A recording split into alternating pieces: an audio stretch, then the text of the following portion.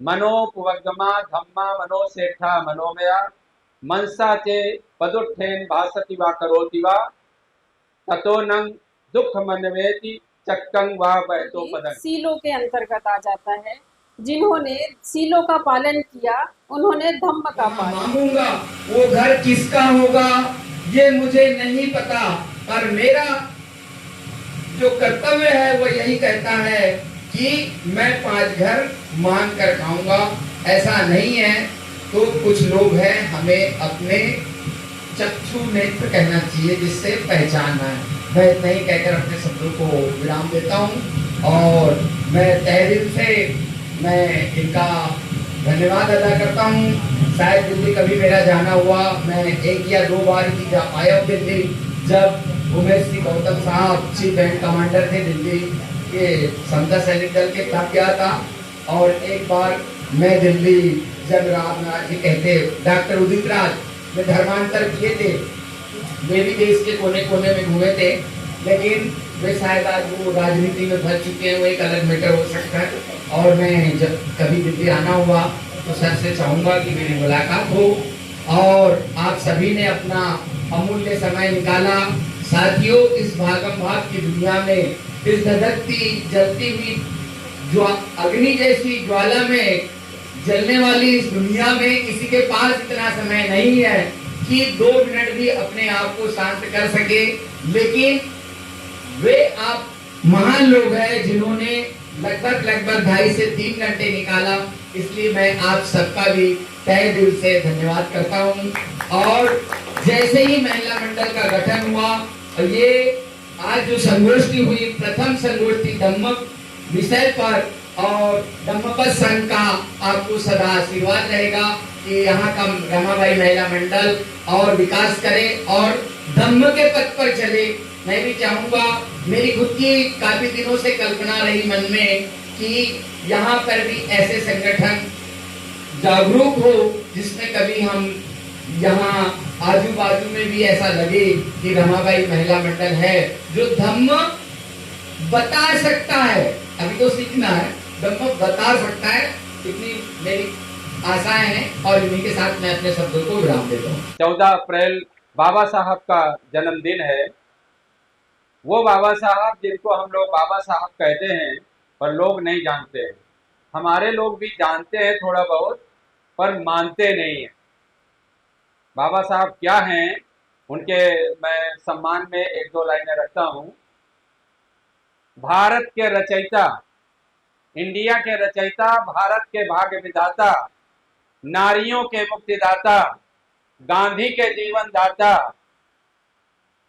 अंधों को आंख, बहरों को कान, गूंगों को आवाज देने वाले, समता समानता बंधुत्व के दुनिया के सबसे बड़े इंजीनियर परम पूज्य बाबा साहब। आज ये दुनिया लाखों करोड़ों वर्ष पहले बनी थी, पर हम सबको पता है कि जब तक देश आजाद नहीं हुआ था, हमारा देश 1000 साल तक गुलाम था। क्यों गुलाम था? क्योंकि एक जात के लोगों को लड़ाई करने का आदेश था, बाकी लोग नहीं लड़ सकते थे, इसलिए हमारा देश गुलाम था। जब हमारा देश आजाद हुआ, गुलामी में हमारे देश में कुछ भी नहीं था। इतनी दिक्कतें थी कि परम पूज्य बाबा साहब जो इतने बड़े बैरिस्टर थे, 9 भाषाओं का जिन्हें ज्ञान था, 32 डिग्रियां थी, उनके बच्चे बीमार होते गए और वो मरते गए। उनकी पत्नी बीमार हुई और वो मर गई। अगर हमारे देश में व्यवस्था होती डॉक्टरों की तो ऐसा नहीं होता। इसका ये मतलब उस समय कोई व्यवस्था नहीं थी। पर बाबा साहब को जब ये मौका मिला, तब बाबा साहब ने संविधान बना करके हम सबको नियम कानून दिए। उस नियम कानून में कितना कुछ लिखा है बाबा साहब ने, वो आप समझ सकते हैं। बाजार में अगर एक आदमी खड़ा होकर काम करता है तो अधिक से अधिक 500 रुपए दिहाड़ी मजदूरी मिलती है, पर बाबा साहब ने जो कानून बनाया है उसमें चपरासी को भी 60,000 70,000 सैलरी मिलती है। तब उसका घर अच्छा चलता है और जमीन खरीदता है, मकान बनाता है और अपने बच्चों को पढ़ाता है। यहाँ तक बात संविधान की थी, पर बाबा साहब ने संविधान बना करके हमारे देश के लोगों को सबको सब कुछ दिया, पर लोग नहीं मानते हैं। इसके बाद बाबा साहब ने, आपने ध्यान दिया होगा, 1935 में बाबा साहब ने ऐलान किया था कि हम हिंदू धर्म में पैदा हुए हैं पर मरेंगे नहीं। तब बाबा साहब को 7 करोड़ रुपए की राशि दी जा रही थी। कई धर्म के लोगों ने बाबा साहब को आमंत्रित किया था, पर बाबा साहब ने किसी का धर्म नहीं अपनाया। वो विद्वान जिन्होंने लगभग 2 लाख किताबें पढ़ी थी और इस दुनिया में लगभग 30,000 दिन लगभग वो इस दुनिया में रहे थे। 30,000 दिन में आप समझ सकते हैं कि 5-7 साल तक तो बच्चा कुछ पढ़ नहीं सकता है उस समय। यानी 20,000 दिन में ही बाबा साहब ने 2 लाख किताबें पढ़ी। सारी किताबों का अध्ययन करके उनका निचोड़ निकाला। 21 साल तक बाबा साहब धर्मों का अध्ययन करते रहे और हिंदू धर्म में सुधार के लिए कोशिश करते रहे, पर ना तो 21 सालों में हिंदू धर्म में कोई सुधार हुआ। बाबा साहब ने जितने भी धर्मों का अध्ययन किया उनमें कुछ न कुछ कमी पाई। तब जाकर के बाबा साहब ने बौद्ध धर्म अपनाया था। 14 अक्टूबर 1956 को कई लाख लोगों को लेकर 3 दिन तक लगातार बौद्ध धर्म बाबा साहब प्रचार करते रहे, अपनाते रहे और लोगों को देते रहे। अब इससे यह समझ में आता है कि जो हमारा इतना बड़ा महामानव, जिसने इतनी पढ़ाई की, जिसकी इतनी जानकारी थी, उस आदमी ने, उस महामानव ने बौद्ध धर्म क्यों अपनाया? ये हम लोगों को विचार करने की जरूरत है। क्योंकि अगर हमारे महापुरुष हैं, हमारे पिताजी हैं, अगर वो हमें कुछ बताते हैं हमारी भलाई के लिए और अगर हम उनकी बात नहीं मानते हैं तो ये गलत बात है। फिर हम उनके लायक बच्चे कहलाने के अधिकारी नहीं हैं। अगर हम लायक बच्चे बनना चाहते हैं बाबा साहब के, तो हमें बाबा साहब की वो बात माननी चाहिए जो बाबा साहब ने 14 अक्टूबर 1956 में सबसे कहा था।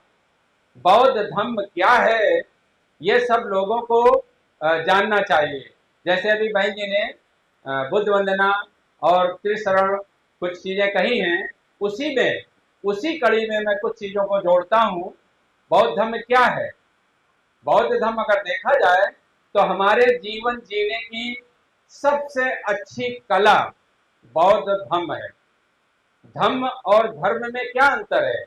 वैसे बाजार चलते बात की जाए किसी से तो कहता है कोई अंतर नहीं है, पर इसमें इतना अंतर है जैसे सूरज और चांद। चांद का अपना कुछ नहीं होता है, सूरज का अपना महत्व है।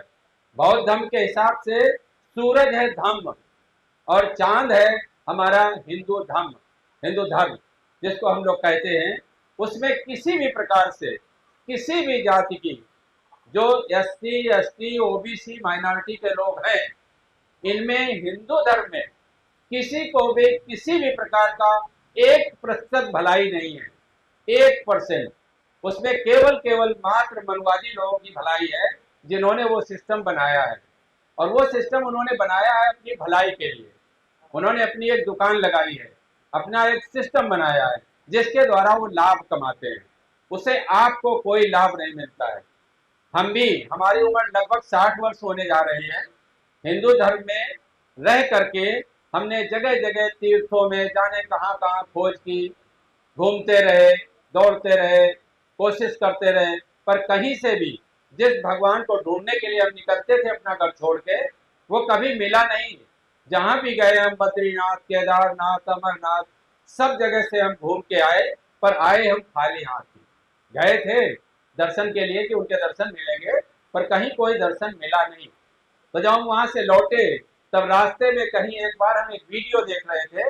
ये जो बैनर लगा हुआ है धम्म पथ संघ के द्वारा एक कहीं कार्यक्रम हुआ था, उसका वीडियो व्हाट्सएप पे चल रहा था। तो जब हमने वो वीडियो सुना, उस वीडियो के सुनने के बाद हमारी आंखें खुली और मैंने फोन किया। फोन करने के बाद धम्मपथ संचालक और पूरी व्यवस्था को समझा, उनसे बात किया, और बात करके जब हम इनके साथ जुड़े तो जो चीजें इन्होंने बताई, एक एक बात भगवान बुद्ध की हमारे लिए इतनी जरूरी है, इतनी जरूरी है, इतनी जरूरी है कि जैसे हमारा जीवन हमारे जीवन में श्वासें इतनी जरूरी है, पर हम उनको नहीं जानते हैं, इसलिए हम ये बात समझ नहीं सकते हैं। तो उसका मैं दो एक और छंद बताता हूँ, पढ़ करके गाथाएं हैं भगवान बुद्ध की, जिनको हम लोग हिंदू धर्म में दोहा चौपाई कहते हैं। वो भगवान बुद्ध की व्यवस्था में उनको गाथा कहते हैं। मनोपवगमा धम्मा मनोसेठा मनोमया मनसा चे पदुत्थेन भासति वा करोति वा ततो नंग दुख मनवेति चक्कं वा वहतो पदं। हमारा मन ही सभी प्रवृत्तियों का अगुआ है, मन ही सभी का प्रधान है। मन से किए गए गलत कार्य, गलत वचनों से जो निकलता है उसका हमारे जीवन में जो दुख है वो इस तरीके से पीछा करता है जैसे चक्का पहिया बैलगाड़ी के पैरों का। आगे बैलगाड़ी चलती है, पीछे से जो पहिया चलता है उसको बिल्कुल साथ साथ चलते हैं, पीछे चलते हैं। ऐसे ही अगर हमसे कोई कटु वचन निकलता है, गलती होती है, तो इस तरीके से हमें दुख बराबर जब तक हम प्रायश्चित पूरा नहीं कर लेते हैं तब तक वो दुख हमको घेर के रखता है। ऐसे ही दूसरा वह है मनोपवगमा धम्मा मनोसेठा मनोमया मनसा चे पसन्नेन भासति वा करोति वा ततो नंग दुख चक्कं वा वहतो ततो नंग चक्कं भासति वा छाया व करोति मनोपवगमा धम्मा मनोसेठा मनोमया मनसा चे पसन्नेन भासति वा करोति वा ततो नंग दुख मनवेति छाया व अनपायनी। तो इसका भी इसी प्रकार से अर्थ है कि जब हम कोई अच्छा कार्य करते हैं तो हमको सुख इस तरीके से मिलता है कि हमारे जीवन में दुख नहीं आता है। ऐसे ही है नहीं वेरेन वेरानी तत्संग। मैं अटक जाता हूँ क्योंकि पाली भाषा का मुझे बोलने का ज़्यादा अच्छा वो नहीं है, तो मैं पाली भाषा बोलने में अटक जाता हूँ। पहले मैं संस्कृत और हिंदी अच्छे से बोलता रहा हूँ, तो अटक जाते हैं हम। तो अब मैं अपनी वाणी को एक विराम देता हूँ। आगे अब हमारे दमपत संचालक महोदय हैं, वो अपनी बात रखेंगे, हम लोग उनको सब लोग सुनेंगे। जय भीम, नमो बुद्धाय। समस्त आदरणीय बुजुर्गों, माताओं, बहनों, भाइयों एवं प्यारे बच्चों तथा मंचासीन समस्त अतिथिगण, आप सभी को सप्रेम जय भीम, नमो बुद्धाय। आज हम सब लोग महामानव तथागत भगवान बुद्ध के चरणों में एवं परम पूज्य बाबा साहब के चरणों में, समस्त बहुजन महापुरुषों के चरणों में, नायक और नायिकाओं के चरणों में श्रद्धा सुमन समर्पित करता हूँ तथा आप सभी को सप्रेम जय भीम, नमो बुद्धाय स्वीकार करें। अभी माह 14 अप्रैल 4 दिन ही हुए हैं, लगभग 3 ही दिन हुए हैं। 14 अप्रैल बाबा साहब का जन्मदिन है। वो बाबा साहब जिनको हम लोग बाबा साहब कहते हैं पर लोग नहीं जानते हैं। हमारे लोग भी जानते हैं थोड़ा बहुत पर मानते नहीं हैं। बाबा साहब क्या हैं, उनके मैं सम्मान में 1-2 लाइनें रखता हूँ। भारत के रचयिता, इंडिया के रचयिता, भारत के भाग्य विधाता, नारियों के मुक्तिदाता, गांधी के जीवन दाता, अंधों को आंख, बहरों को कान, गूंगों को आवाज देने वाले, समता समानता बंधुत्व के दुनिया के सबसे बड़े इंजीनियर परम पूज्य बाबा साहब। आज ये दुनिया लाखों करोड़ों वर्ष पहले बनी थी, पर हम सबको पता है कि जब तक देश आजाद नहीं हुआ था, हमारा देश 1000 साल तक गुलाम था। क्यों गुलाम था? क्योंकि एक जात के लोगों को लड़ाई करने का आदेश था, बाकी लोग नहीं लड़ सकते थे, इसलिए हमारा देश गुलाम था। जब हमारा देश आजाद हुआ, गुलामी में हमारे देश में कुछ भी नहीं था। इतनी दिक्कतें थी कि परम पूज्य बाबा साहब जो इतने बड़े बैरिस्टर थे, 9 भाषाओं का जिन्हें ज्ञान था, 32 डिग्रियां थी, उनके बच्चे बीमार होते गए और वो मरते गए। उनकी पत्नी बीमार हुई और वो मर गई। अगर हमारे देश में व्यवस्था होती डॉक्टरों की तो ऐसा नहीं होता। इसका ये मतलब उस समय कोई व्यवस्था नहीं थी। पर बाबा साहब को जब ये मौका मिला तब बाबा साहब ने संविधान बना करके हम सबको नियम कानून दिए उस नियम कानून में कितना कुछ लिखा है बाबा साहब ने, वो आप समझ सकते हैं। बाजार में अगर एक आदमी खड़ा होकर काम करता है तो अधिक से अधिक 500 रुपए दिहाड़ी मजदूरी मिलती है, पर बाबा साहब ने जो कानून बनाया है उसमें चपरासी को भी 60,000 70,000 सैलरी मिलती है, तब उसका घर अच्छा चलता है और जमीन खरीदता है, मकान बनाता है और अपने बच्चों को पढ़ाता है। यहाँ तक बात संविधान की थी, पर बाबा साहब ने संविधान बना करके हमारे देश के लोगों को सबको सब कुछ दिया, पर लोग नहीं मानते हैं। इसके बाद बाबा साहब ने, आपने ध्यान दिया होगा, 1935 में बाबा साहब ने ऐलान किया था कि हम हिंदू धर्म में पैदा हुए हैं पर मरेंगे नहीं। तब बाबा साहब को 7 करोड़ रुपए की राशि दी जा रही थी। कई धर्म के लोगों ने बाबा साहब को आमंत्रित किया था, पर बाबा साहब ने किसी का धर्म नहीं अपनाया। वो विद्वान जिन्होंने लगभग 2 लाख किताबें पढ़ी थी और इस दुनिया में लगभग 30,000 दिन लगभग वो इस दुनिया में रहे थे।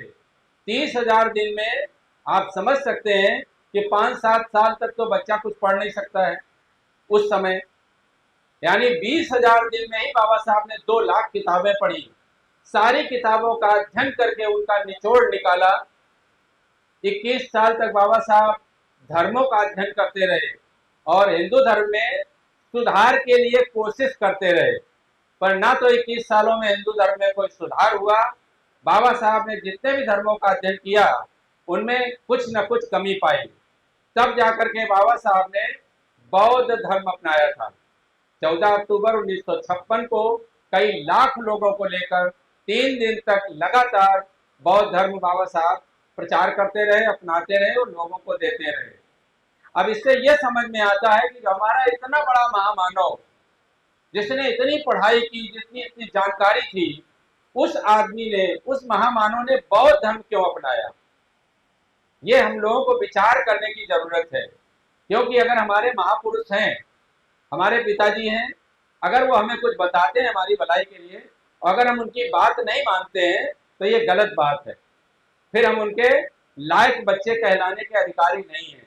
अगर हम लायक बच्चे बनना चाहते हैं बाबा साहब के, तो हमें बाबा साहब की वो बात माननी चाहिए जो बाबा साहब ने 14 अक्टूबर 1956 में सबसे कहा था।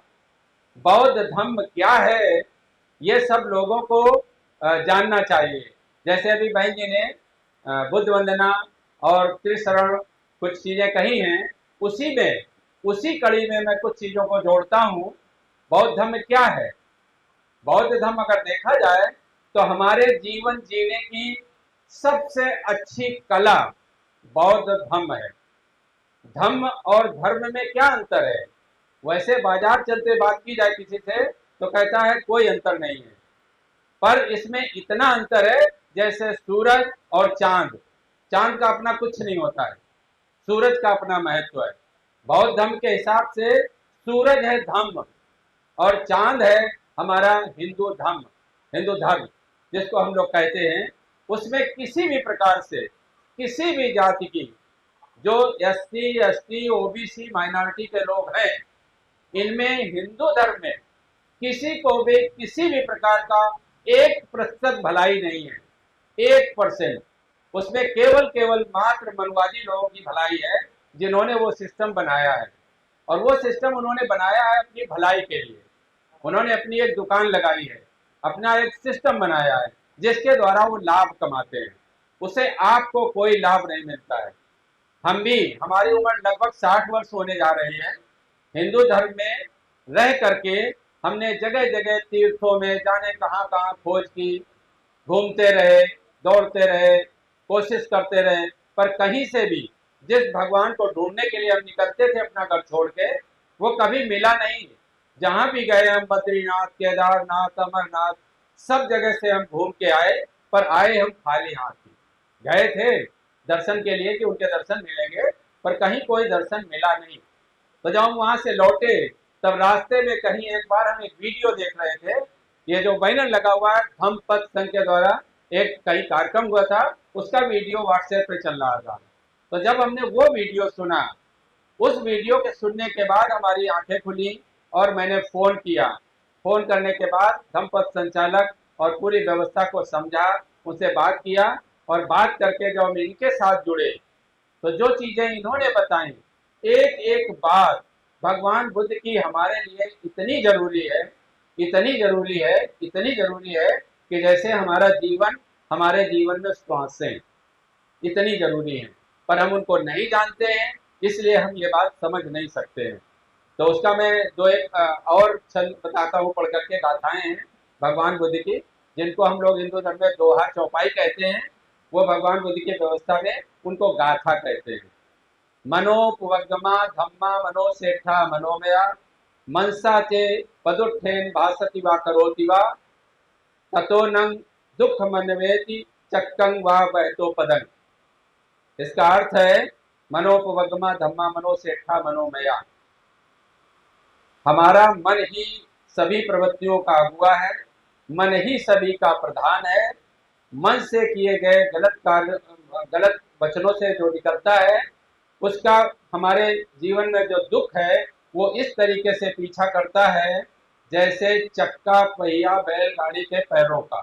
आगे बैलगाड़ी चलती है, पीछे से जो पहिया चलता है उसको बिल्कुल साथ साथ चलते हैं, पीछे चलते हैं। ऐसे ही अगर हमसे कोई कटु वचन निकलता है, गलती होती है, तो इस तरीके से हमें दुख बराबर, जब तक हम प्रायश्चित पूरा नहीं कर लेते हैं तब तक वो दुख हमको घेर के रखता है।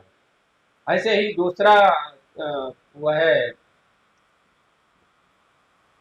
मनोपवगमा धम्मा मनोसेठा मनोमया मनसा चे पसन्नेन भासति वा करोति वा ततो नंग दुख चक्कं वा वहतो ततो नंग चक्कं भासति व छाया व करोति। मनोपवगमा धम्मा मनोसेठा मनोमया मनसा चे पसन्नेन भासति वा करोति वा ततो नंग दुख मनवेति छाया व अनपायनी। तो इसका भी इसी प्रकार से अर्थ है कि जब हम कोई अच्छा कार्य करते हैं तो हमको सुख इस तरीके से मिलता है कि हमारे जीवन में दुख नहीं आता है। ऐसे ही है नहीं वेरेन वेरानी तत्संग। मैं अटक जाता हूँ क्योंकि पाली भाषा का मुझे बोलने का ज़्यादा अच्छा वो नहीं है, तो मैं पाली भाषा बोलने में अटक जाता हूँ। पहले मैं संस्कृत और हिंदी अच्छे से बोलता रहा हूँ, तो अटक जाते हैं हम। तो अब मैं अपनी वाणी को एक विराम देता हूँ। आगे अब हमारे धम्मपद संचालक महोदय हैं, वो अपनी बात रखेंगे, हम लोग उनको सब लोग सुनेंगे। जय भीम, नमो बुद्धाय। रोज के अनुशासन में जीते हैं, वो धम्म होता है। उसी को भगवान ने एक रूपरेखा के अंतर्गत कहा, जीने का तरीका जिसने सीखा सीलों के साथ में, उसने धम्म के अनुसार आचरण किया। और सीलों के बारे में सभी को पता है, प्राणी हत्या नहीं करना, प्राणी हत्या नहीं करना, साथ में क्या करना, प्राणी हत्या नहीं करना लेकिन प्राणियों पे दया करना, प्राणियों को जीवित छोड़ देना, हत्या नहीं करना। ये हो गया कि हम प्राणी हत्या नहीं करेंगे, साथ में जीवों के ऊपर दया करेंगे, उनकी रक्षा करेंगे। उसी प्रकार से हमारा दूसरा सील आता है अदिन्ना दाना बेरमणी, यानी हम चोरी नहीं करेंगे। हम चोरी नहीं करेंगे वो तो बहुत अच्छी बात है, लेकिन हम करेंगे क्या फिर? हम करेंगे दान। दान किसका? पैसों का ही नहीं, आप श्रम का दान कर सकते हैं, अन्न का दान कर सकते हैं, किसी के जीवन का दान कर सकते हैं आप, वो भी दान होता है, आप उसको भी कर सकते हैं। अदिन्ना दाना, चोरी नहीं करना लेकिन साथ में दान करना, भिक्षुओं को दान देना, और जो असक्षम लोग होते हैं उनको दान करना, गरीबों को दान करना, बच्चों के लिए करना, अनाथ आश्रम में करना, वृद्धाश्रम में करना, ये सभी दान करना चाहिए। और उसी में अपना आता है तीसरा सील, व्यभिचार, कामेषु व्यभिचार नहीं करना, व्यभिचार नहीं करना और दूसरों को भी बताना कि भाई ये काम गलत, अपने पति के प्रति या अपने पत्नी के प्रति ईमानदारी रखना, ये हो गया हमारा तीसरा सील। वैसे ही हमारा चौथा सील होता है मूसावादा बेरमनी। मूसावादा झूठ नहीं बोलना, झूठ नहीं बोलना। साथ में उसके दूसरे पक्ष में देखेंगे तो सत्य बोलना। सत्य बोलना, सत्य तो बहुत से लोग बोलते हैं, लेकिन उन सत्यों में भी कभी कभी क्या होता है कि हम किसी ने हमको कोई बात कहा तो हम उसको बढ़ा चढ़ा के बोल देते हैं, या उसने जिस तरीके से कहा उसको हम थोड़ा हट के अपने शब्दों में बोल देते हैं। पर कभी कभी वो भी जो सत्य होता है वो दूसरों के लिए चुभने लायक हो जाता है या गलत हो जाता है।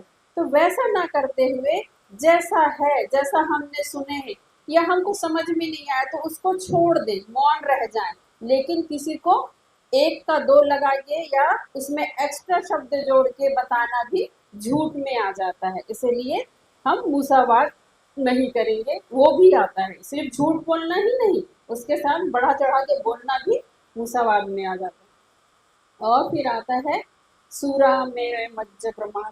पांचवा सील आता है अपना। पांचवा सील कहता है कि हम शराब, किसी भी प्रकार का नशीली चीजें नहीं करेंगे। उसमें ऐसा नहीं कि सिर्फ शराब ही आती है, उसमें आपका गुटखा, तम्बाकू, नस, जो भी चीजें हैं जिससे कि हमको बहुत अच्छा लगता है। कुछ लोग कहते हैं कि नहीं मैं गुटखा खाता हूँ तो मेरे को अच्छा लगता है, या गुटखा खाती तो मेरे को अच्छा लगता है, या कुछ लोगों को तम्बाकू खाने की लत होती है, कुछ लोगों को ऐसे बहुत से नशीले चीजों करने की आदत होती है। वो सभी चीजें सूरा मेरे मज्ज प्रमाद में आ जाता है। वो नहीं करना, प्रमाद नहीं करना, किसी भी चीज में आलस्य नहीं करना। हमने जैसे मोबाइल चला रहे हैं, मोबाइल ही चलाते हैं, उसी में हम बिजी हो गए हैं, या फिर हम टीवी देख रहे हैं उसी में बिजी हो गए हैं, या हम कोई भी ऐसा चीज जिसमें कि अपना शरीर का या अपने घर का महत्व न देके हम दूसरी चीजों पे रत हो जाते हैं। आलस्य ये नहीं कि आप दिन भर पड़े सोए हुए हैं, वही आलस्य नहीं है। आप दूसरी चीजों में भी अगर लगे हुए हैं तो वो भी आपका आलस्य ही है, क्योंकि आप विशेष काम को छोड़ के दूसरी चीजों पे विशेष ध्यान दे रहे हैं, वो भी आपका आलस्य है। ये हो गया अपने पांचों सील। यही अगर हम पांचों सीलों का पालन बहुत अच्छे से करते तो हम धम्म का पालन करते। पर धम्म का पालन कैसे करेंगे? अगर भगवान ने बताया है 5 सील, और अगर हम भगवान को ही नहीं मानेंगे कि बुद्धम शरणं गच्छामि, अगर हम बुद्ध को ही नहीं मानेंगे तो हम सीलों का पालन कैसे कर सकेंगे? क्योंकि जिसने हमको ये शिक्षा दी है, सबसे पहले उसको महत्व देना और उसको पूजना। यानी कि पूजना मतलब क्या? बुद्ध मतलब ज्ञान, ज्ञान के साथ में उन चीजों का पालन करना, वो आपके लिए बुद्धं शरणं गच्छामि होगा। धम्मं शरणं गच्छामि आप तो समझ गए कि सीलों के माध्यम से आप धर्म का आचरण करेंगे, यही आपका धम्म है। संघं शरणं गच्छामि, जैसे अभी हम लोग सभी लोग बैठे हैं, ये भी हमारा उपासक उपासिका संघ है। सबको मिल करके संघ के साथ में रहना, और साथ में भिक्षु संघ का भी सम्मान करना, और संघं शरणं गच्छामि। इतना कह के मैं अपना स्थान ग्रहण करती हूँ। जय भीम, जय बुद्ध।